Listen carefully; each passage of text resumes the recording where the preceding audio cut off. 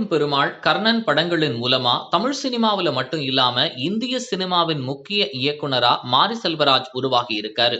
இப்போ 3வது முறையா மீண்டும் ஒரு சீரியஸான இஷ்யூவ இதுல பேசி இருப்பாரு அப்படின்னு சொல்லப்படுது.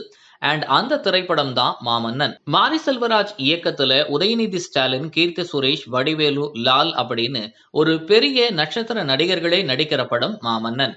இறுதி கட்டத்தை இந்த படம் எட்டி இருக்கக்கூடிய இந்த சூழல்ல பாடல்கள் மற்றும் போஸ்ட் ப்ரொடக்ஷன் ஒர்க் ரொம்ப வேகமா நடந்துட்டு வருது. தன்னோட 2 படங்களுக்கும் சந்தோஷ் நாராயணன் இசையமைச்ச நிலையில முதல் முறையா மாரி செல்வராஜ் இசை புயலோட கூட்டணி அமைச்சிருக்காரு.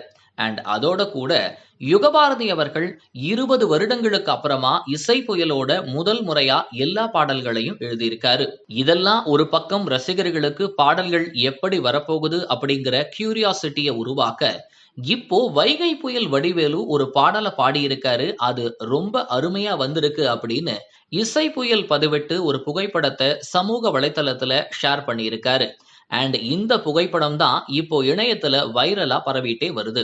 ஏற்கனவே நாய்சேகர் படத்துல சந்தோஷ் நாராயணன் இசையில 4 பாடல்களை பாடியிருந்தாரு வடிவேலு.